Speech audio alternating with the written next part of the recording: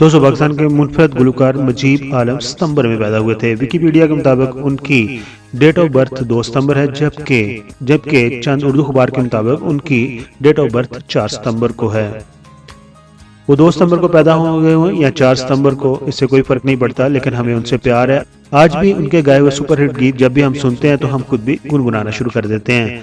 चलें एक नजर डालते हैं उनकी जिंदगी के ऊपर। दोस्तों आज मैं पाकिस्तान फिल्म इंडस्ट्री और पाकिस्तान म्यूजिक इंडस्ट्री से जुड़े हुए ऐसे फनकार की बात करने जा रहा हूं जो 1960 की दहाई में गुलकारी के उफ़्क़ पर नमूदार हुए।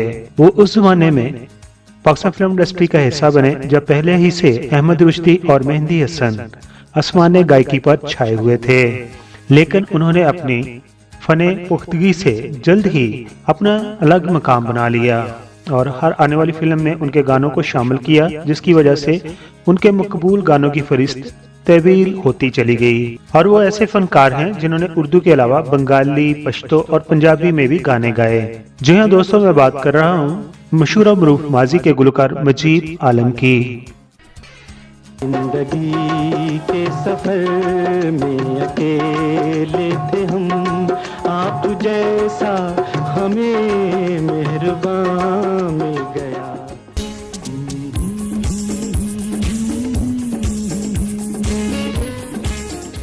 गुलकार मजीब आलम 4 सितंबर 1948 को इंडिया के शहर कानपुर में पैदा हुए। क़याम पाकिस्तान के कुछ अर्सा बाद वो अपने खानदान के हमरा हिजरत करके कराची में आ गए और यहाँ पर सुकूनत इख्तियार कर ली। मजीब आलम बचपन ही से बेहद सुरीले थे। उन्होंने सिर्फ 12 बरस की उम्र में रेडियो पाकिस्तान कराची के जरिए अपने फन कैरियर का आगाज किया। रेडियो पाकिस्तान में उनकी आवाज से मुतासर होकर उस वक्त मौसीकार हसन लतीफ ने उन्हें अपनी फिल्म नरगस में गायकी का मौका दिया, मगर बदकिस्मती से ये फिल्म रिलीज ना हो सकी। लेकिन फिर उन्होंने 1966 में बनने वाली फिल्म मजबूर में अपनी गुलकारी का मुजाहरा किया और ये उनकी पहली फिल्म बनी।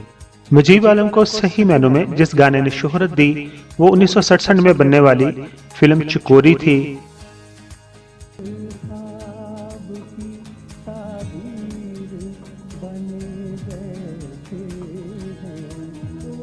ये वही चकोरी फिल्म है जिसके हीरो नदीम थे और नदीम की ये पहली फिल्म थी। उसके बाद मजीब आलम ने वापस पलटकर नहीं देखा और अपनी मधुर आवाज से फिल्मी दुनिया को सजाते चले गए। दोस्तों मजीब आलम ने पाकिस्तान फिल्म इंडस्ट्री के उस सुनहरे दौर में नाम कमाया जब पहले से ही अहमद रुश्दी और मेहंदी हसन की आवाज को फिल्म की कामयाबी गर्दाना जाता था। मजीब आलम ने दूसरी कई ज़बानों में भी अपनी गायकी का मुजाहरा किया, जिनमें बंगाली, पश्तो और पंजाबी ज़बान शामिल है और उनके गाए हुए नगमों को लोगों ने बहुत ज्यादा पसंद किया था। 1968 का साल मजीब आलम के लिए बहुत ही लकी साबित हुआ और उन्होंने अपने सुनने वालों को बेहतरीन गाने दिए, जिनमें यूं खो गए तेरे प्यार में अब होश में आना मुश्किल है। ये गाना वहीद मुराद पर फिल्माया गया था। खो गए तेरे प्यार में हम।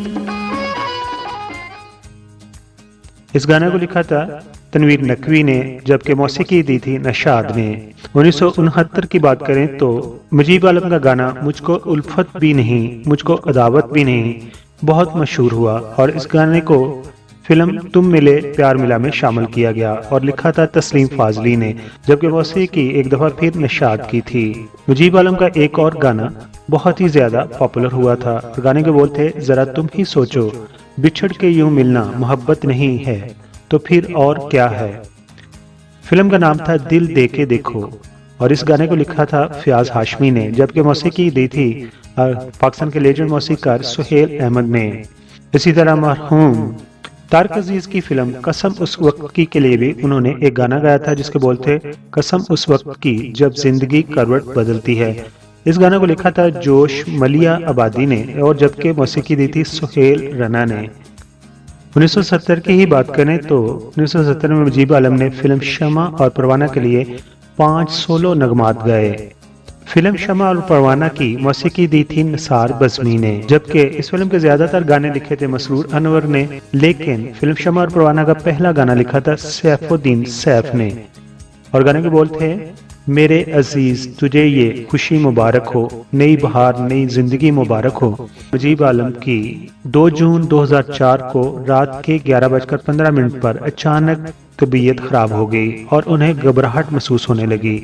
उन्होंने गाड़ी निकाली और अस्पताल की तरफ चलने लगे। साथ उनके वालिद भी उनके साथ थे। लेकिन जो ही वो सराब रोड के करीब पहुंचे तो उनकी तबीयत और ज्यादा खराब हो गई। उन्होंने पानी मांगा, लेकिन पानी उन्होंने पकड़ लिया। उसके बाद वो पी ना सके और अपने खालके किकी से जा मिले। वफात के वक्त उनकी उम्र 55 साल थी।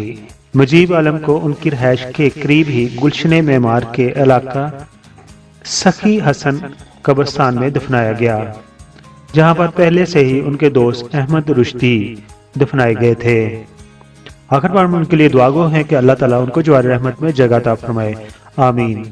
अस्सलाम वालेकुम। पीके मेगा वीडियोस के तमाम सब्सक्राइबर को खुशामदीद कहते हैं और जो लोग हमारे चैनल पर नए हैं उनसे ये दरख्वास्त है कि वो हमारे चैनल को लाइक करें, सब्सक्राइब करें और हमारी वीडियो को दूसरों के साथ शेयर करें।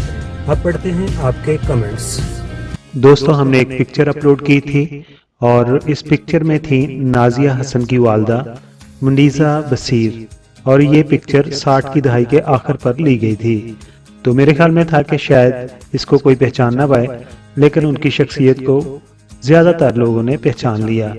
तो हमारी बहन है अनीसा खालिद, उन्होंने भी लिखा है कि मुनीज़ा बसीर नाजिया हसन मदर।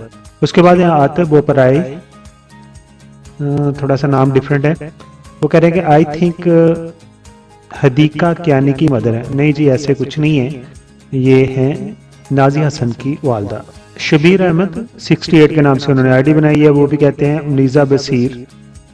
अच्छा जी, हमारी बहन है निगर सुल्ताना, वो कहती हैं कि ये मुनीज़ा बसीर हैं, नाजिया हसन की मदर हैं। उसके बाद हैं अदील जाफर, वो कहते हैं नाम भूल गया है, ये नाजिया हसन और ज़ुहैब हसन की वालदा हैं। खालिदा खान हैं, वो कहती हैं मुनीज़ा नसीर हैं और नाजिया हसन की वालदा हैं।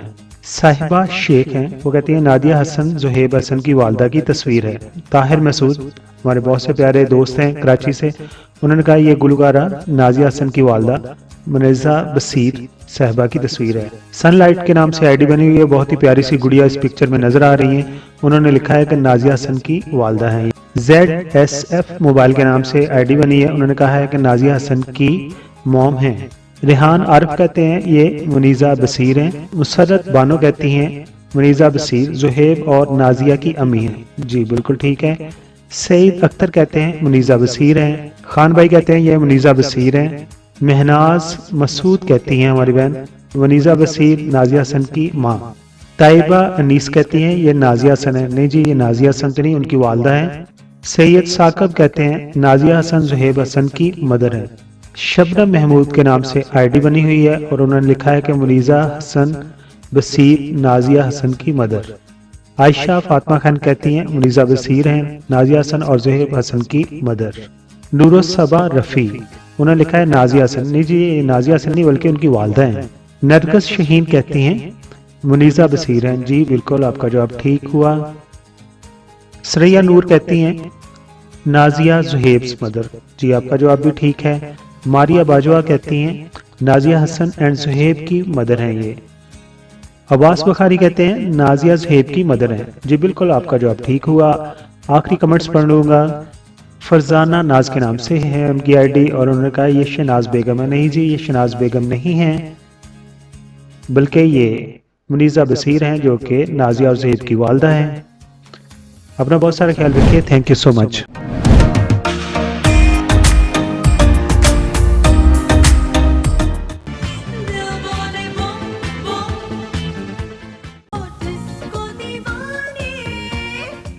I am Nasser Hassan. Please like the video and subscribe PK Mega Videos channel.